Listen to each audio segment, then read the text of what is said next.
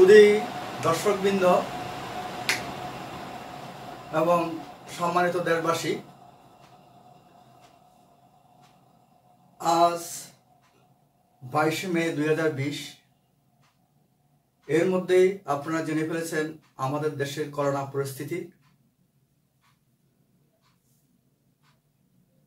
COVID-19 সংক্রমণের আজকে 76তম দিন আমাদের দেশে চলছে। আমরা কিন্তু কেউই ভালো নেই। দিন দিন আমাদের দেশের আপামর জনগণ আক্রান্ত হচ্ছে, সাথে মৃত্যুর মিছিল বাড়ছে। আমার প্রিয় শহর চট্টগ্রামও এর থেকে রেহাই যাচ্ছে না। আমরা প্রথম দিকে মনে করেছিলাম চট্টগ্রাম শহরের মানুষ অনেক সচেতন এবং তারা আমাদের মাননীয় প্রধানমন্ত্রীর নির্দেশ মেনে চলছেন, ওয়ার্ল্ড হেলথ অর্গানাইজেশনের নিয়ম মেনে চলছেন। তাতে প্রথম দিকে সংক্রমণ কম ছিল, মৃত্যুর ঝুঁকিও কম ছিল। কিন্তু এখন যেভাবে কেউ জ্যামিতিক বলেন, গাণিতিক বলেন, কোনো নিয়মে মানছে না। দীর্ঘতর হচ্ছে আক্রান্তের সংখ্যা, মৃত্যুর মিছিল। তাহলে আমরা অনেক কিছু করে দেখেছি যে কিভাবে করোনা থেকে আক্রান্ত থেকে আমরা মুক্তি পেতে পারি। এখন আমি আজকে আপনার সামনে এমন একটা জিনিস নিয়ে আলোচনা করব, যে জিনিসটা নিয়ে সোশ্যাল মিডিয়া বলুন বা বিভিন্ন পত্রপত্রিকা বলুন, টেলিভিশন শোতে বলুন, বেশ আলোচনা হচ্ছে। সেটা হলো হার্ড ইমিউনিটি। করোনা ভাইরাস প্রতিরোধে হার্ড ইমিউনিটির কি ভূমিকা? সম্মানিত সুধীবৃন্দ, হার্ড কথাটা দুইভাবে লেখা যায়। একটা হলো HARD, হার্ড মানে শক্ত, আর HERD, হার্ড হলো আপনার দলগত, দল বা পাল। যেটা HARD নিয়ে অনেকে সোশ্যাল মিডিয়া লিখেছেন, অনেকে সমালোচনা করে বলেছেন HARD না HERD। যারা HARD বলেছেন তারা আসলে ইমিউনিটি বা রোগ প্রতিরোধ ক্ষমতাকে শক্ত ভিত হিসাবে দেখিয়ে বলেছেন। সেই অর্থে ওনারা ভুল বলেননি। আর যেটা HERD, হার্ড ইমিউনিটি, এটা মেডিকেল একটা টার্মিনোলজি। এটা নিয়ে আমরা এখন আলোচনা করব যে এই HERD, এই হার্ড ইমিউনিটি কিভাবে আমরা পেতে পারি এবং এই হার্ড ইমিউনিটি থেকে আমরা আমাদের দেশকে, আমার জনগণকে কিভাবে রক্ষা করতে পারি, সেদিকটা নিয়ে আমি আজকে আপনার সামনে আলোকপাত করব। আশা করি আপনারা আমার সাথে থাকবেন এবং যদি আমার এই প্রতিবেদনটি আপনার ভালো লাগে সবাইকে শেয়ার করবেন। তাহলে আমার যেমন ভালো লাগবে, তেমনি আমাদের জনগণ উপকৃত হবে। তাহলে আসুন আমি মূল কথায় আসি। আজকে আমার টপিক হলো করোনা ভাইরাস প্রতিরোধের হার্ড ইমিউনিটি। করোনা ভাইরাস প্রতিরোধ, হার্ড ইমিউনিটি। করোনা ভাইরাস কিভাবে আমরা প্রতিরোধ করতে পারি? আমরা তো অনেক কিছু করলাম, ওয়ার্ল্ড হেলথ অর্গানাইজেশনের নিয়ম মেনে চললাম, চেষ্টা করেছি মানার জন্য, প্রধানমন্ত্রীর নিয়ম মানার চেষ্টা করেছি মানার জন্য। এখন হার্ড ইমিউনিটি কথা উঠেছে। তো হার্ড ইমিউনিটি কি করোনার হাত থেকে বাঁচাতে পারবে আমাদের? একটা প্রশ্ন এসেই যায়। তাহলে দেখি আমরা হার্ড ইমিউনিটি কি। হার্ড ইমিউনিটি কি, এটা আগে আমাদের জানতে হবে। হার্ড ইমিউনিটি এসেছে একটি ইংরেজি শব্দ থেকে, যেটা বলা হচ্ছে যে ভেড়ার পাল। এক সময় ভেড়াদের মধ্যে রোগে আক্রান্ত হয়ে প্রচুর বেড়া একসাথে মারা যেত। তো ওই বেড়ার পালের 80% বেড়াকে নির্দিষ্ট রোগের বিরুদ্ধে টিকা দিয়ে, প্রতিষেধক টিকা দিয়ে তাদের ভিতরে ইমিউনিটি তৈরি করা হয়েছে। পরে দেখা গেল যে 80% ভেড়াকে যখন প্রতিষেধক টিকা দেওয়া হয়, 20% ভেড়াদের ওই রোগটা আর হয় না। তাহলে 80% ভেড়ার রোগ প্রতিরোধ ক্ষমতার তৈরি হওয়াতে আর 20% ভেড়া তারা প্রাকৃতিক নিয়মে ওই নির্দিষ্ট রোগ থেকে রক্ষা পায়। এটাকে বলে হার্ড ইমিউনিটি। তাহলে এটা তো গেল পশুদের ব্যাপারে। তাহলে মানুষের ব্যাপারে আমরা কিভাবে হার্ড ইমিউনিটি, ACRD হার্ড ইমিউনিটিকে আমরা এক্সপ্লেইন করব, ব্যাখ্যা করব। সেটা হলো, হার্ড কথার অর্থ হলো জনগোষ্ঠী। জনগোষ্ঠী, ইমিউনিটি হলো রোগ প্রতিরোধ ক্ষমতা। ইমিউনিটিটা হলো রোগ প্রতিরোধ ক্ষমতা, মানে শরীরের মধ্যে কোনো জীবাণু ঢুকলে ওটাকে মেরে ফেলার জন্য, ওটার থেকে আমাদেরকে আক্রমণকে রক্ষা করার জন্য শরীরের মধ্যে যে প্রতিরোধ ক্ষমতা গড়ে তোলে সেটাকে বলে ইমিউনিটি। যেমন একটা ব্যাখ্যা দিই আপনাকে, যেমন আমাদের রাষ্ট্রের বিভিন্ন বর্ডারের মধ্যে আমাদের আইন শৃঙ্খলা বাহিনী নিয়োজিত আছেন।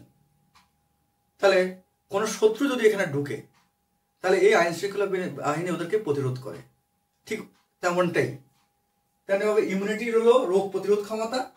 সমাজের বেশিরভাগ মানুষের শরীরে যখন কোনো বিশেষ জীবাণুর বিরুদ্ধে লড়াই করার ক্ষমতা তৈরি হয়ে যায় আর তার সুবিধা পেতে শুরু করেন বাকিরাও, তাকেই বলে হার্ড ইমিউনিটি। তাহলে সমাজের বেশিরভাগ মানুষ যদি কোনো একটা রোগে আক্রান্ত হন, আক্রান্ত হওয়ার কারণে তার শরীরের মধ্যে যদি রোগ প্রতিরোধ ক্ষমতা গড়ে তোলে, অথবা সমাজের অধিকাংশ লোককে যদি কোনো নির্দিষ্ট রোগের বিরুদ্ধে টিকাদান করে তার শরীরের মধ্যে প্রতিরোধ গড়ে তোলা যায়, তাহলে যে সমস্ত জনগোষ্ঠীকে টিকা দেওয়া যায়নি তারা ওই নির্দিষ্ট রোগ থেকে রক্ষা পায়। এটাই হলো হার্ড ইমিউনিটি।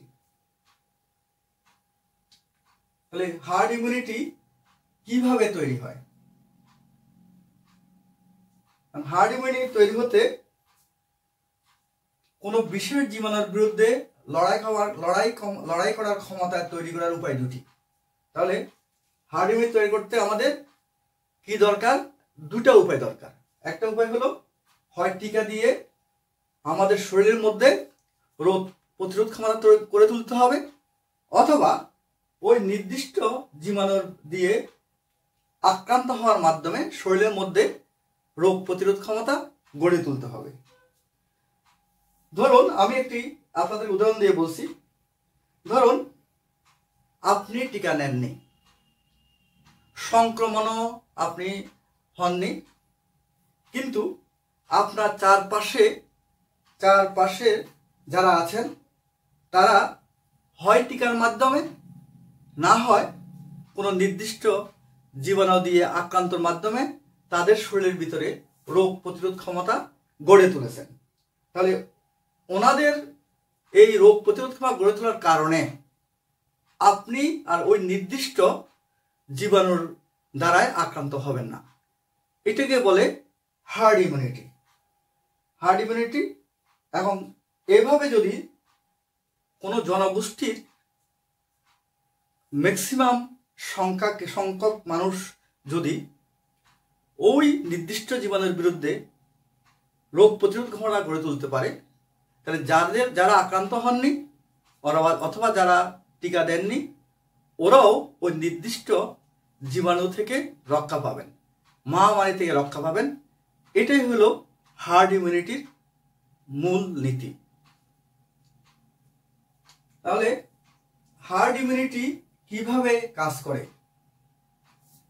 যেটা বলছিলাম যে একটি কমিউনিটির মধ্যে বেশিরভাগ মানুষকে প্রতিষেধক দেওয়া না হলে বা বেশিরভাগ মানুষ সংক্রমিত না হলে এটা কাজ করবে না। তার মানে যদি একটা কমিউনিটি, যেমন আমাদের দেশে যদি একটা নির্দিষ্ট সংখ্যক জনগণ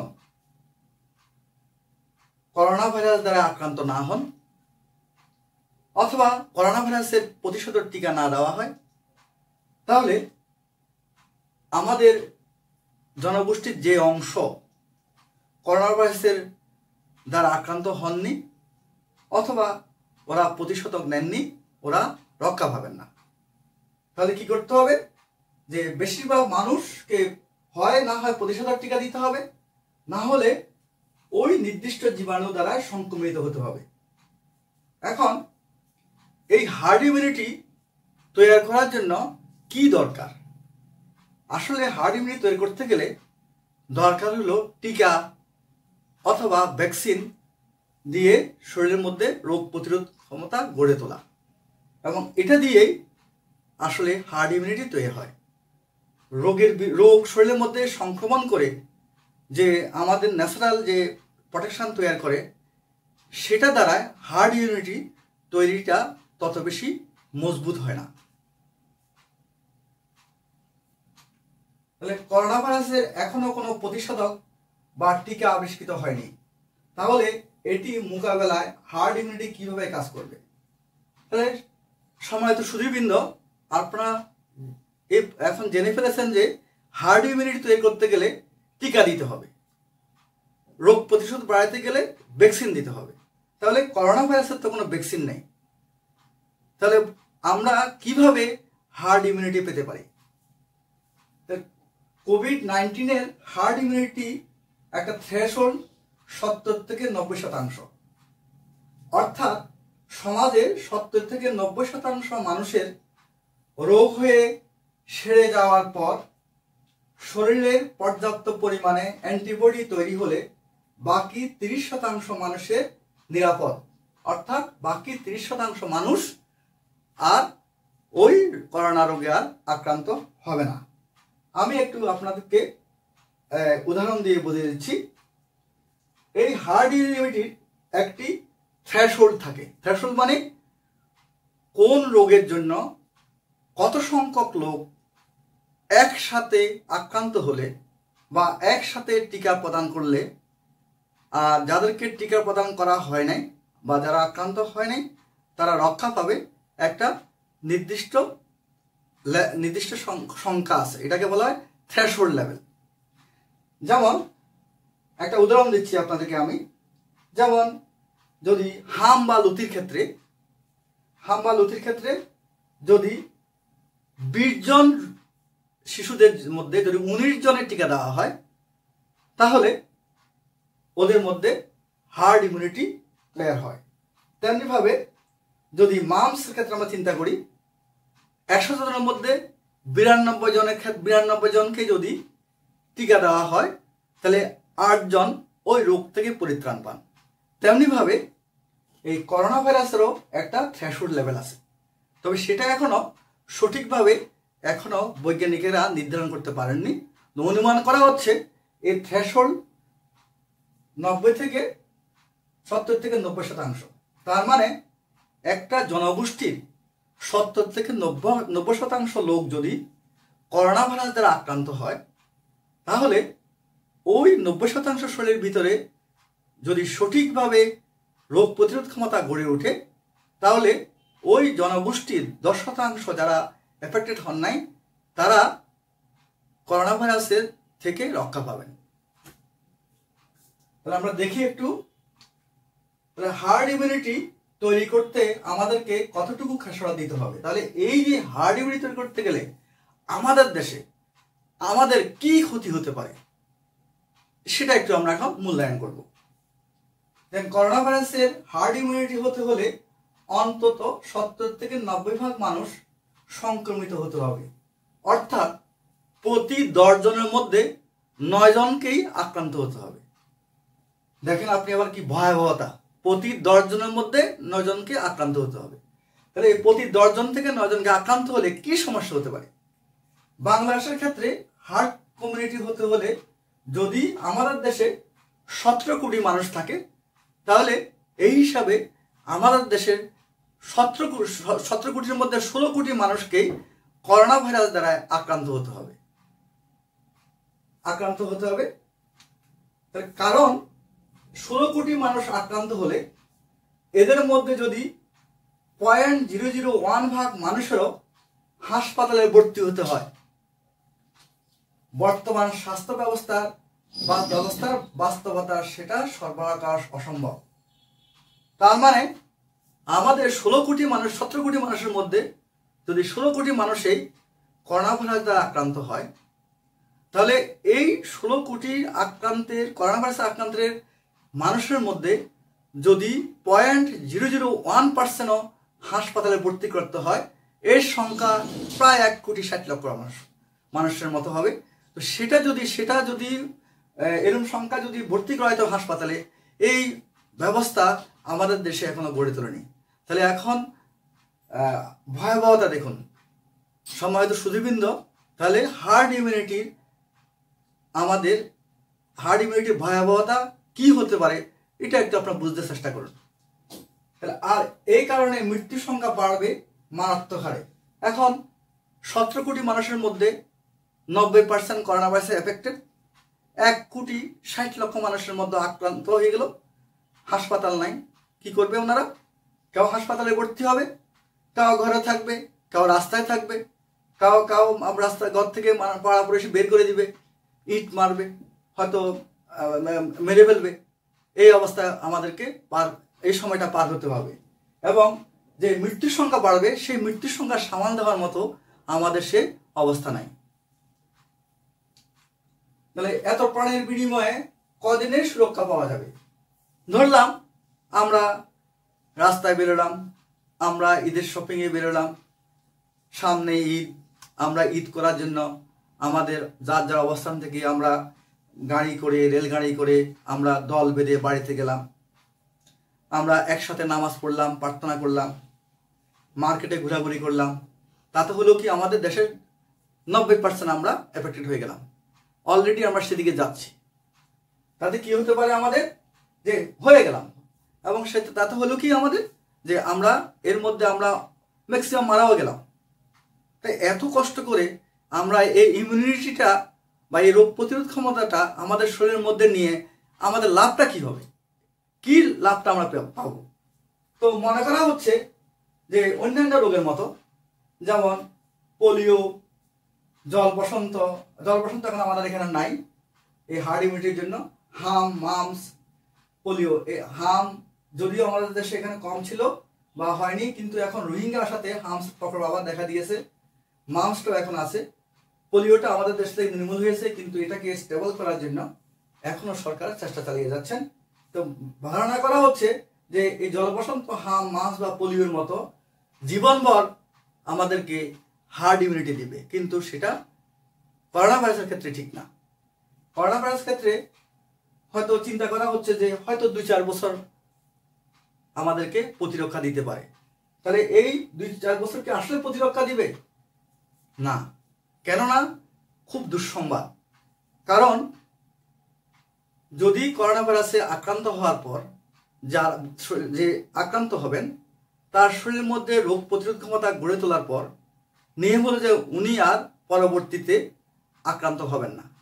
কিন্তু দুঃসংবাদ, চীন, ইরান, দক্ষিণ কোরিয়া ও জাপানে এমন বেশ কিছু রোগীর খবর এসেছে যারা সেরে যাওয়ার পর আবার নতুন করে রোগে পড়েছেন। দক্ষিণ কোরিয়া প্রায় 150 জনের হয়েছে এমন, এবং একজন রোগী সেরে যাওয়ার পর ওই রোগী আবার আক্রান্ত হয়েছে আমাদের দেশেও। তাহলে আমাদের খুশি হওয়ার কোনো কারণ নাই যে হার্ড ইমিউনিটি হওয়ার পর এই আমাদের শরীরে যে প্রতিরোধ ক্ষমতা তৈরি হবে, সেটা দিয়ে আমরা অনেক দিন পর্যন্ত বেঁচে যেতে পারবো।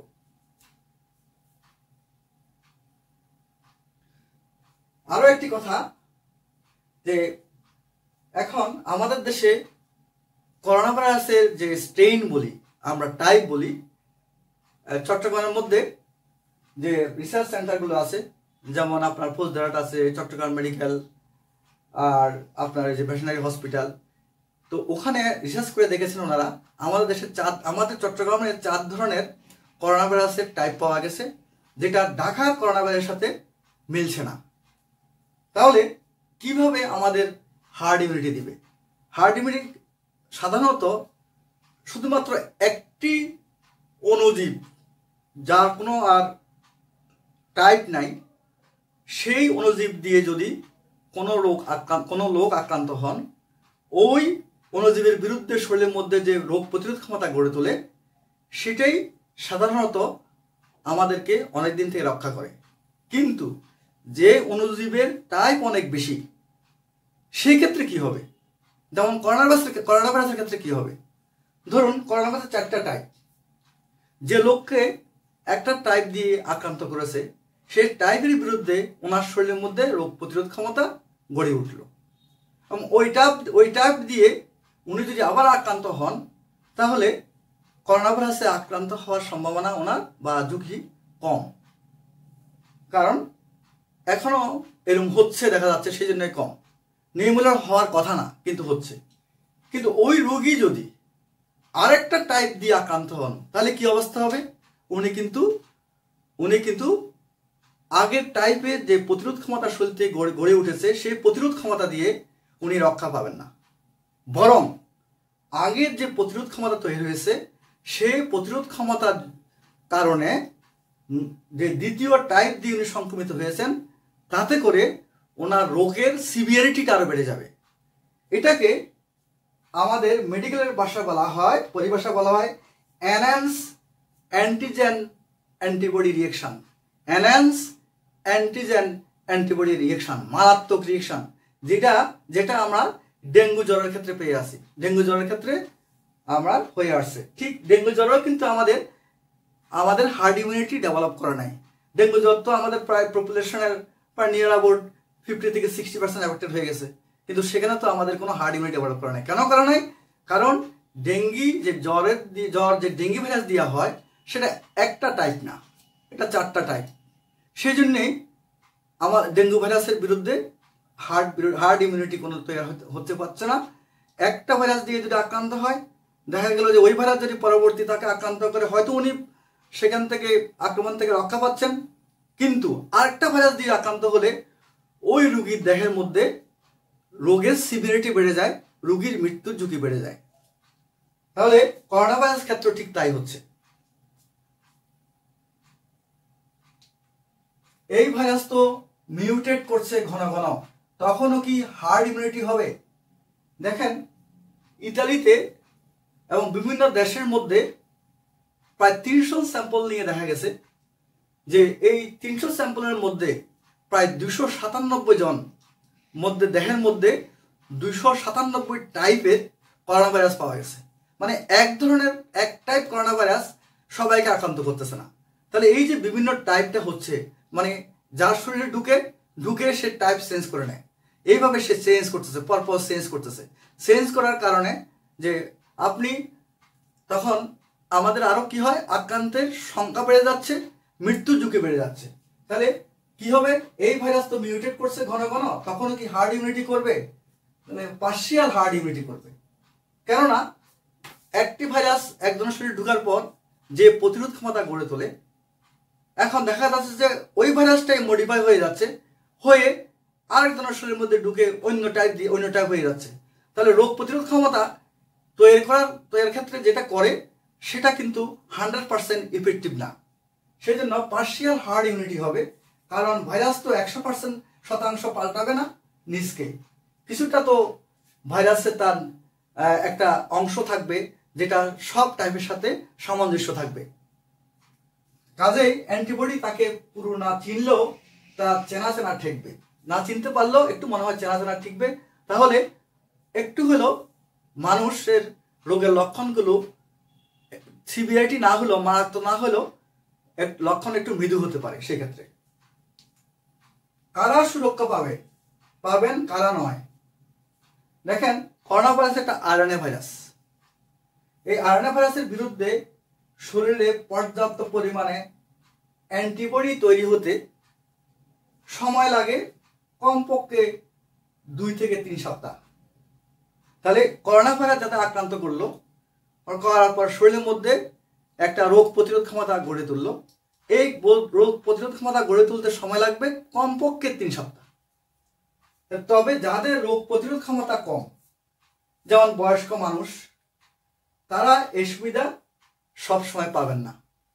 কারণ ওদের যদি আক্রান্ত হয় ওদের ওদের শরীরের মধ্যে করোনা ভাইরাসের বিরুদ্ধে যে অ্যান্টিবডি তৈরি হবে সেটা পর্যাপ্ত পরিমাণ তৈরি হবে না বলে ওরা অন্যদের মতো সেরকম সুবিধা পাবেন না।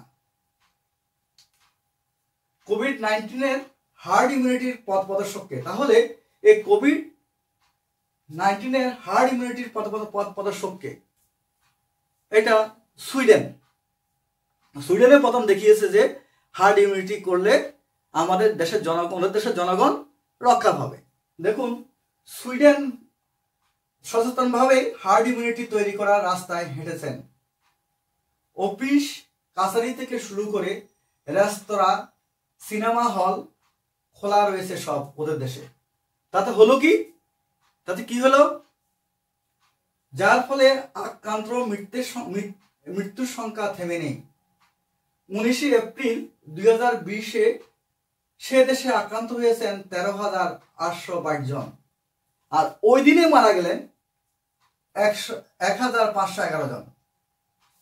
8 মে পর্যন্ত আক্রান্ত 24,625 জন, মৃত্যু হলো 3,040 জন। তাহলে সুইডেনের এই যে হার্ড ইমিউনিটি করতে গিয়ে তাদের এই অবস্থা। আমরা আরেকটু দেখি যে সুইডেনের মডেলে আমরা চলতে পারি কিনা। দেখেন, সুইডেন একটা ছোট দেশ, সেখানে জনসংখ্যাও কম, তাহলে সেই দেশের মধ্যে তারা যে ট্র্যাজেডি নিতে পারবেন সেটা আমাদের দেশে এরকম পপুলেশন ডেন্সলি পপুলেটেড আমাদের কান্ট্রির মধ্যে আমরা সেটা নিতে পারি না। যদি নিয়ে আমরা আমাদের মৃত্যুর সংখ্যা বেড়ে যাবে। যেমন সুইডেনে 4.5 লক্ষ বর্গ কিমিতে থাকেন 1 কোটি মানুষ, আর আমাদের দেশের চিন্তা করতে গেলে সেটা কয়েক গুণ। সচেতন থাকলেও সব দেশে তা এমনিতে হয়ে যায়। যদি সচেতন থাকি আমরা সবাই, তাহলে হার্ড ইমিউনিটি এটা এমনিতে হয়ে যায়। আমাদের 17 কোটি দেশে এই মডেল চলে কখনো চলে না। আমাদের 17 কোটি দেশে এই মডেল কখনো চলে না।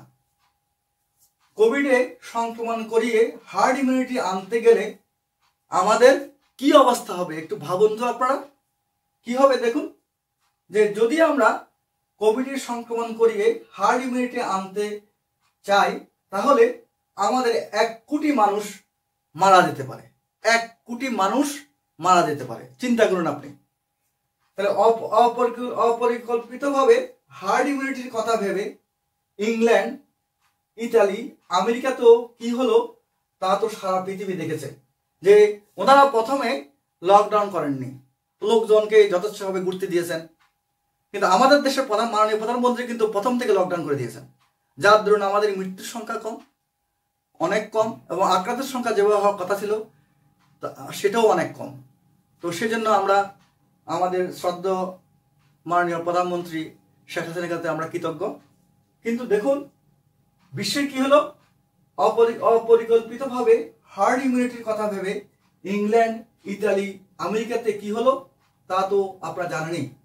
আমাদের দেশের অবস্থাও আরো ভয়াবহ হবে যদি আমরা হার্ড ইমিউনিটির পথে চলি। তাহলে আমরা কি হার্ড ইমিউনিটির দিকে যাব?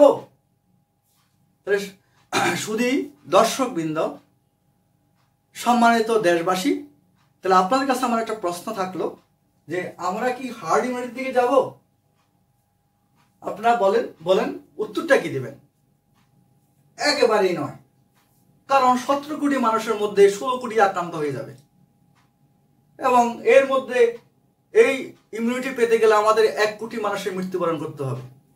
তাহলে এটা কোনো রকমই আমরা মেনে নিতে পারি না। তাহলে কারণ দেখানো হলো বিশাল সংখ্যক মানুষ আক্রান্ত হলে তাদের স্বাস্থ্যসেবা দেওয়ার জন্য যে ব্যবস্থা থাকা দরকার তা আমাদের দেশের মতো স্বাস্থ্য সরকারিভাবে, আমাদের দেশের মতো বেসরকারিভাবে আমাদের সেই ক্ষমতা নাই। যদি তাই হয়, যদি আমরা হার্ড ইমিউনিটির দিকে যাই, তাহলে আমাদেরকে এর মূল্য দিতে হবে, আমাদেরকে এর অনেক বেশি মূল্য দিতে হবে। তাহলে সম্মানিত সুধীবৃন্দ, আপনারাই ভেবে দেখুন আপনারা হার্ড ইমিউনিটির দিকে যাবেন কিনা, আপনারা শপিং মলে গিয়ে শপিং করবেন কিনা, আপনারা ঈদের বাজারের কেনাকাটা করবেন কিনা, আপনারা ইফতারের জন্য দোকানে যাবেন কিনা, আপনারা সবজি কেনার জন্য বাজারে যাবেন কিনা, মাছ কেনার জন্য বাজারে যাবেন কিনা, এবং আপনার সুরক্ষা না নিয়ে যদি এগুলো করতে যান তাহলে কিন্তু আপনাদের রক্ষা নেই এবং দেশের লোকজনের রক্ষা নেই, আমরাও রক্ষা পাবো না। রাষ্ট্র কি চাচ্ছে তাহলে? আমাদের রাষ্ট্র কি চাচ্ছে? অনেকের ধারণা রাষ্ট্র চাচ্ছে হার্ড ইমিউনিটি। আসলে ঠিক তাই নয়। রাষ্ট্র চাচ্ছে জনগণ ভালো সুস্থ থাকুক, নিরাপদ থাকুক। এর জন্য সর্বাত্মক চেষ্টা চালিয়ে যাচ্ছেন সরকার। কিভাবে চালিয়ে যাচ্ছেন সেটা আপনাদের বুঝতে হবে। আপনারা একটু চিন্তা করলে বুঝতে পারবেন যে সরকার আমাদের জন্য কি কি করছে। আমি একটু আলোকপাত করব, যেগুলো দৃশ্যমান সেগুলোই আমি আলোকপাত করব। রাষ্ট্র কিভাবে চেষ্টা করছেন? রাষ্ট্র তথা মাতৃভূমি রক্ষার দায়িত্ব সরকারের।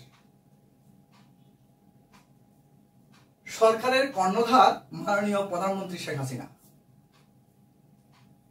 আপনারা জানেন তিনি প্রথম থেকেই মায়ের ভূমিকা নিয়ে দেশের জনগণ তথা তার সন্তানদেরকে রক্ষা করার জন্য সর্বাত্মক চেষ্টা করেছেন এবং এখনো চেষ্টা চালিয়ে যাচ্ছেন।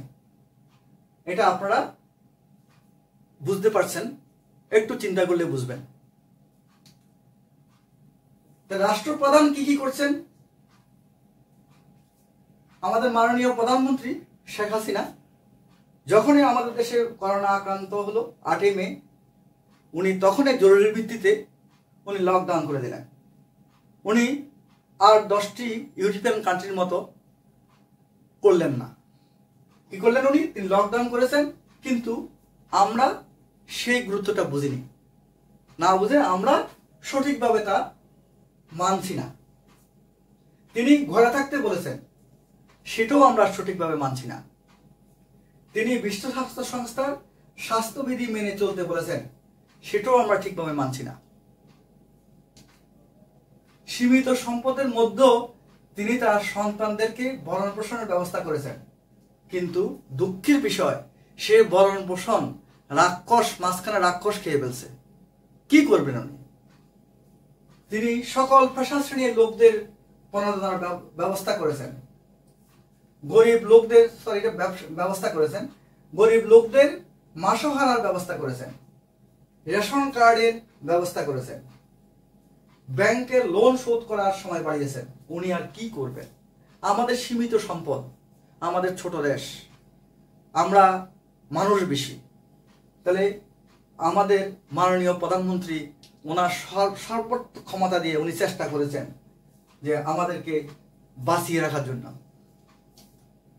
ক্রেডিট কার্ডের সুদ মওকুফ করেছেন, সরকারি চাকরিজীবীদের নিয়মিত বেতন প্রদান করছেন, আমরা যারা করোনা যোদ্ধা ওদেরকে সুরক্ষার ব্যবস্থা করেছেন, আরো কত কি করেছেন বলে শেষ করা যাবে না।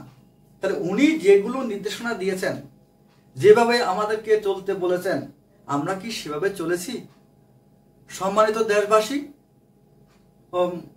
শ্রদ্ধেয় সুধীবৃন্দ, আপনার কাছে একটা প্রশ্ন, যে মাননীয় প্রধানমন্ত্রীর দিক নির্দেশনা মতন যদি আমরা চলতে পারতাম তাহলে আমাদের দেশ এতদিনে করোনা মুক্ত হয়ে যেত, মৃত্যুর সংখ্যা বাড়তো না, আক্রান্তের সংখ্যা বাড়তো না, আমরা এখন মুক্তভাবে মুক্ত বিহঙ্গের মতো আমরা ঘুরতে পারতাম, বেরোতে পারতাম, ব্যবসা বাণিজ্য করতে পারতাম, সবকিছু করতে পারতাম।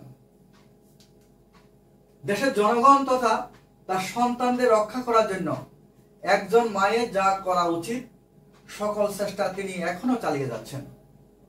আমরা তো আর অবুঝ শিশু নয় যে যিনি ধরে বেঁধে মেরে আমাদেরকে ঘরে রাখবেন। অনেকে বলতেছে যে কারফিউ দেন, অনেকে বলতেছে আইন শৃঙ্খলা বাহিনী কঠোর হন, মানুষকে মেরে পিটে ঘরের মধ্যে ঢুকিয়ে দেন। দেখুন, উনি একজন প্রধানমন্ত্রী, উনি আমাদের রাষ্ট্র পরিচালনা করেন। এই রাষ্ট্রের জনগণ ওনার কাছে সন্তানের মতো। সন্তানকে উনি বুঝিয়েছেন, শিক্ষা দিয়েছেন। এখন সন্তান যদি মায়ের কথা না শুনে এই সন্তানকে পিটে মেরে জেলে ঢুকিয়ে কিভাবে দেশকে উনি রক্ষা করবেন? আপনি একটু ভেবে দেখুন। কিন্তু যে সন্তান মায়ের কথা শুনেন না, মায়ের অবাধ্য হন, তাদের কপালে দুর্যোগের অমানিসা নেমে আসে। তাই আসতেছে।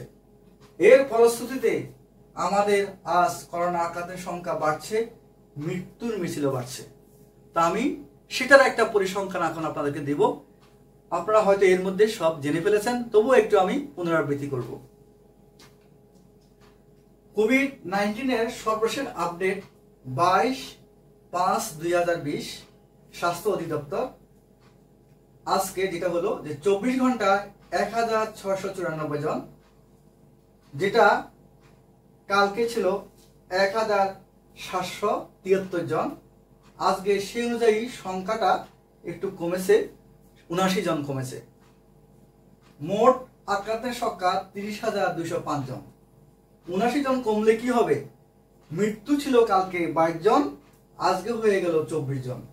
টোটাল মৃত্যুর সংখ্যা 432 জন। তাহলে দেখুন সম্মানিত দেশবাসী এবং শুধু দর্শকবৃন্দ, মৃত্যুর সংখ্যা বাড়ছে, আক্রান্তের সংখ্যাও বাড়ছে। যদি পার্সেন্টেজ হিসাব করতে যান, স্বাস্থ্য অধিদপ্তর দেখিয়েছে যে আজকে 24 ঘন্টায় আক্রান্তের সংখ্যা 4.66%, আর 24 ঘন্টায় মৃত্যুর সংখ্যা 8.33%, যেটা প্রথম দিকে ছিল 1 to 2%। দেখুন আমার প্রিয় মাতৃভূমির অবস্থা, ম্যাপটা দেখুন, আমাদের সোনার বাংলা দেখুন। এই যে দেখলেন এখানে সবগুলো আমাদের কোনো জেলা বাকি নেই, কোনো উপজেলা বাকি নেই, সব জায়গায়, এটা ঢাকা, সব জায়গার মধ্যেই করোনা ভাইরাসে ছোবল মেরেছে। আমাদের দেশ অসুস্থ হয়ে গেছে, আমরা অসুস্থ হয়ে গেছি।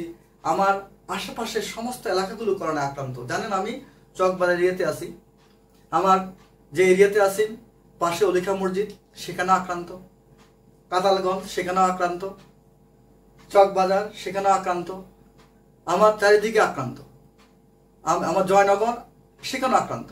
তাহলে আমি এমন একটা পজিশনে এসে গেছি যে এই পজিশনে থাকার কারণে আমি ঘরের মধ্যে একদম পুরা কোণঠাসা, মনে হয় আমার চারিদিকে আমার করোনা ভাইরাস আমাকে ঘিরে ধরছে। এখন আল্লাহ যদি রক্ষা করে তাহলে হয়তো আমি রক্ষা পাবো, না হলে রক্ষা পাওয়ার কোনো কারণ নেই, কারণ আমি প্রথম থেকেই আপনাদের পাশে আছি, এখনো আছি, চিকিৎসা সেবা আমি দিয়ে যাচ্ছি আপনাদেরকে। দেখুন এটা একটা ডেইলি একটা ট্রেন্ড, আমাদের দেশের ট্রেন্ড। দেখুন মার্চ থেকে একদম লেভেলটা কম ছিল, এটাতে ডেইলি আক্রান্তের সংখ্যা দেখেন বাড়তেছে, ডেইলি বাড়তেছে, এপ্রিলে বাড়তেছে, মেতে বাড়তে আজকে এই অবস্থা পৌঁছেছে, কমতেছে না। যদি এই ট্রেন্ডটা ঠিক একই নিয়মে এভাবে কমতে থাকে তাহলে মনে করবো যে আমাদের দেশটা আস্তে আস্তে করোনার প্রভাব থেকে মুক্তি পাচ্ছে, কিন্তু সেটা তো হচ্ছে না, সেটা দিন দিন বাড়তেছে। তাই এই বাড়া অবস্থায় আমরা কেন আমাদের মাননীয় প্রধানমন্ত্রীর কথা শুনবো না? আমরা কেন স্বাস্থ্যবিধি মেনে চলবো না? তাহলে এই জিনিসটা, এই প্রশ্নটা আপনাদের কাছে আমার। করোনা বিপজ্জনক অঞ্চল এখন চট্টগ্রাম। আমাদের চট্টগ্রাম দেখুন, যেটা আগে খুব কম ছিল সংখ্যা, আক্রান্তের সংখ্যা, সেটা আজকে ধীরে ধীরে জ্যামিতিক বলেন, গাণিতিক বলেন, কোনো হারকে সে মানছে না, বেড়ে যাচ্ছে। কিভাবে বাড়ছে দেখুন, যেটা আমি কালকে একটা স্টেটমেন্ট দিয়েছি, কালকে স্টেটমেন্ট যে আমাদের মোট আক্রান্তের সংখ্যা 1325 জন, মৃত্যু হলো 45 এটা, এবং ডাক্তার শিশু এবং পুলিশ সহ চট্টগ্রামে 51 জন আক্রান্ত। এটা হলো আপনার 21শে মে রিপোর্ট।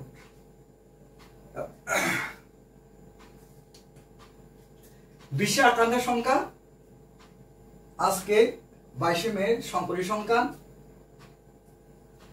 49,62,707 জন, প্রায় 50 লক্ষ।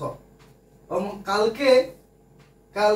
কালকের তুলনায় এটা আজকে যে সংখ্যাটা, এটা অনেক বেড়েছে।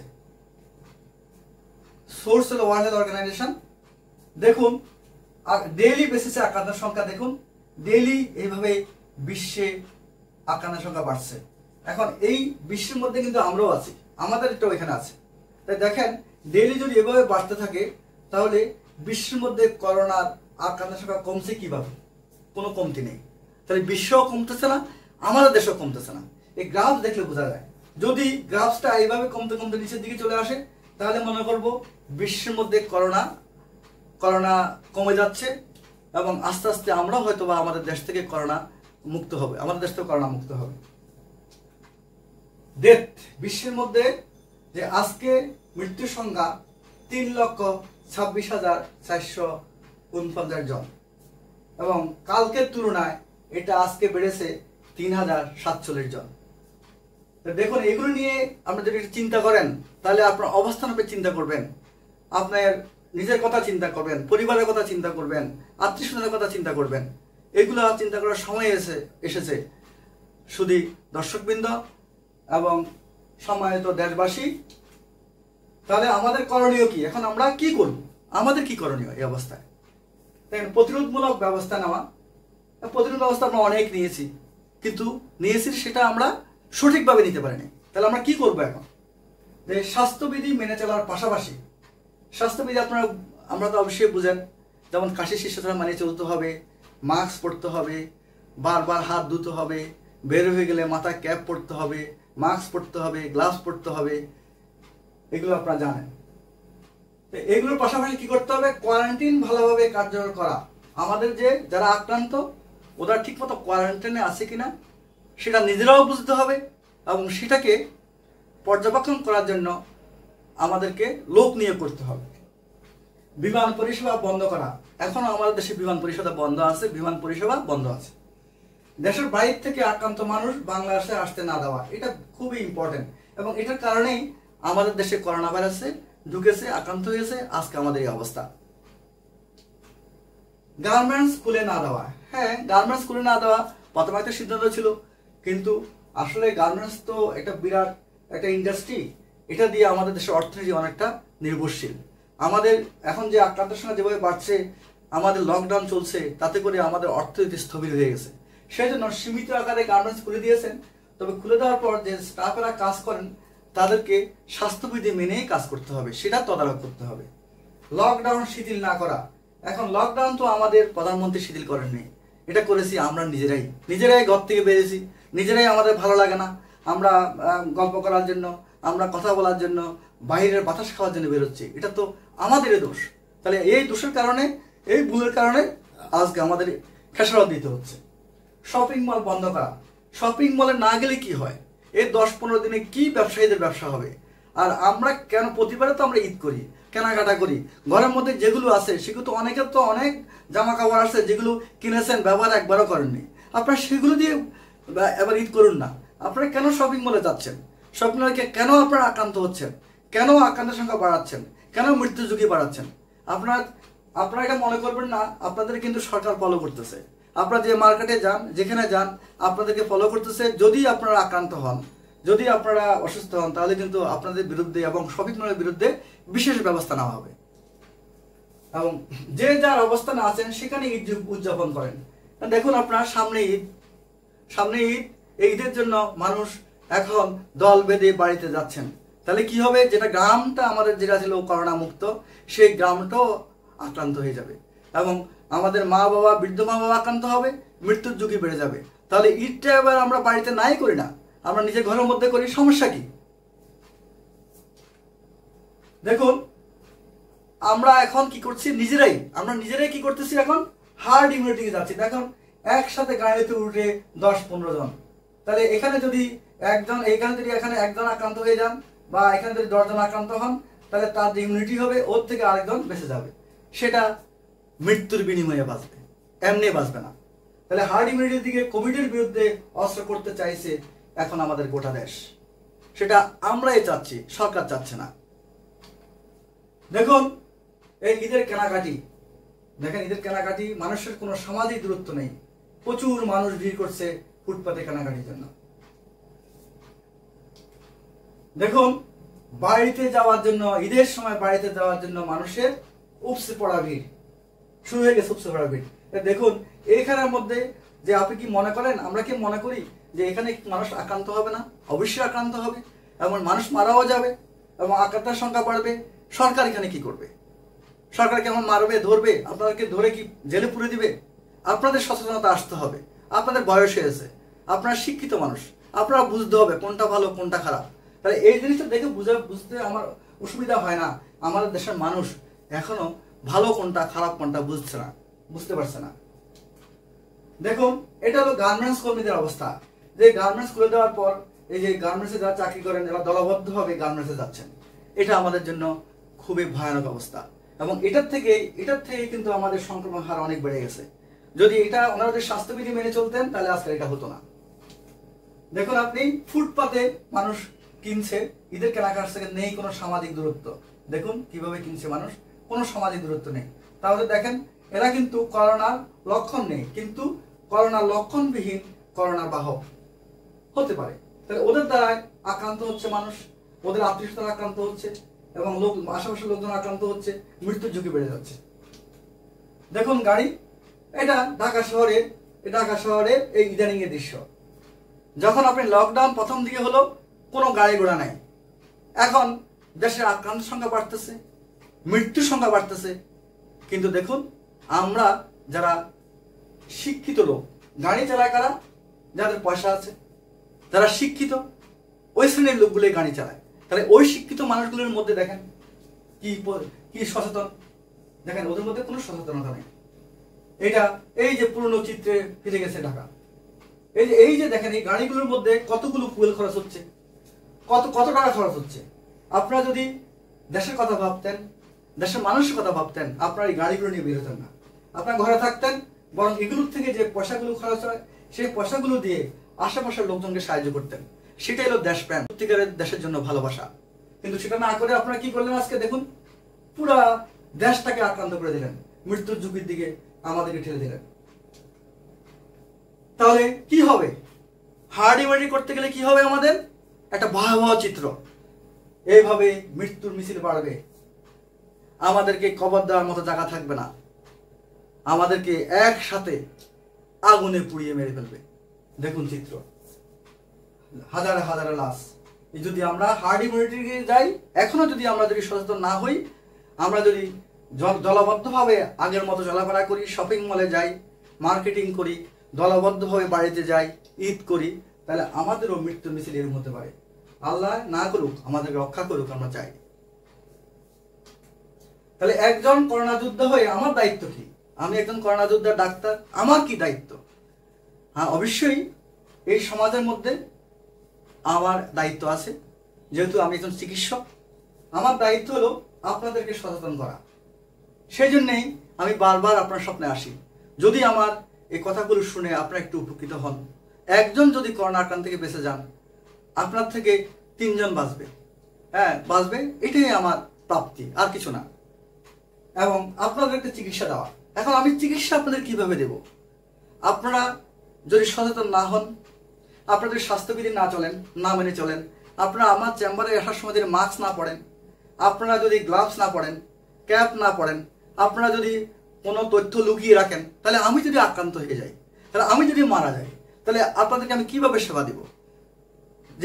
যার জন্য আজকে আপনাদের এই অসচেতনতার জন্য, আপনাদের আজকে এই অবস্থার জন্য হাজার হাজার ডাক্তার, হাজার হাজার সিস্টার, হাজার হাজার আইন শৃঙ্খলা বাহিনী, সাংবাদিক ভাইবৃন্দ সবাই আক্রান্ত হচ্ছেন, মৃত্যুবরণ করতেছেন। তাহলে এমন একটা সময় আসবে যে আপনারা আমাদেরকে আর পাবেন না, আমাদেরকে হয়তো আর মৃত্যুর মিছিলে দেখবেন। আপনাদের চিকিৎসা হবে না, আপনারা চিকিৎসার অভাবেই মরে যাবেন। আপনি কিভাবে বাঁচবেন? আপনি বাঁচতে হলে আমাদেরকে বাঁচাইতে হবে, ডাক্তারকে বাঁচাইতে হবে। ডাক্তারকে বাঁচলে আপনিও বাঁচবেন। তাহলে আপনাকে নিজে বাঁচানোর চেষ্টা করুন, তাতেই আমার ডাক্তার বাঁচবে। ডাক্তার বাঁচলে, আমরা অসুস্থ হলে ডাক্তার আপনার সেবা দিবে, আপনি তখন বাঁচবেন। সচেতন নাগরিক হয়ে আপনার দায়িত্ব কি? তাহলে আপনি যদি সচেতন নাগরিক হয়ে থাকেন, আমাদের শিক্ষিত লোক হয়ে থাকেন, আপনি যদি নিজকে দাবি করেন আমি সচেতন মানুষ, আমি লার্নড পার্সন, তাহলে আপনার দায়িত্ব তো একটা আছে। শুধু ডাক্তারের দায়িত্ব থাকবে এমন তো কথা নাই, আপনারও দায়িত্ব আছে জনগণ হিসাবে। সেটা কি? সরকারি নির্দেশনা মেনে চলেন। আপনি দেশে থাকবেন, আপনি সরকারের ভোট দিবেন, আপনি ট্যাক্স দিবেন, আপনি সরকারের সাহায্য নেবেন, কিন্তু সরকারের নির্দেশনা মেনে চলবেন না। এটা কি ধরনের কথা? এটা মানতে হবে আপনাদেরকে। স্বাস্থ্যবিধি মেনে চলতে হবে, ঘর থেকে অযথা বের হবেন না, আপনার ডাক্তারের উপদেশ মেনে চলেন। এখন আপনার অসুখ হলো, আপনি যদি ডাক্তারের উপদেশ নাই মেনে চলেন, তাহলে কি হবে? আপনি মৃত্যু হবে অবধারিত। তাহলে একজন সচেতন নাগরিক হিসাবে আপনাকে এই নির্দেশনাগুলো মেনে চলতে হবে। তো পরিশেষে সম্মানিত দেশবাসী ও সুধী দর্শকবৃন্দ, একটা কথাই বলবো যে আপনারা এইভাবে দলবদ্ধভাবে ঘর থেকে বেরোবেন না। আপনারা মাস্ক পরবেন, গ্লাভস পরবেন, হ্যান্ড গ্লাভস পরবেন এবং আপনারা সাবান দিয়ে বারবার হাত ধৌত করবেন। আমাদের মাননীয় প্রধানমন্ত্রীর নির্দেশনা মেনে চলবেন এবং এটা করলেই আপনারা আক্রান্ত থেকে বাঁচবেন, মৃত্যুর ঝুঁকি কমে যাবে এবং করোনা যোদ্ধারাও বাঁচবে। তাহলে পরিশেষে বলছি আপনাকে, আপনারা সুস্থ থাকুন, ভালো থাকুন এবং সকলকে ধন্যবাদ। আমার এই কথাগুলো যদি আপনাদের ভালো লেগে থাকে তাহলে অবশ্যই আপনারা আমার চ্যানেলটা সাবস্ক্রাইব করবেন এবং সবাইকে শেয়ার করবেন যাতে সবাই উপকৃত হয়। যদি আপনারা উপকৃত হন তাহলে আমার ভালো লাগবে। তো শুধু দর্শকবৃন্দ ও সম্মানিত দেশবাসী, আপনাদেরকে সকলকেই আবারও ধন্যবাদ।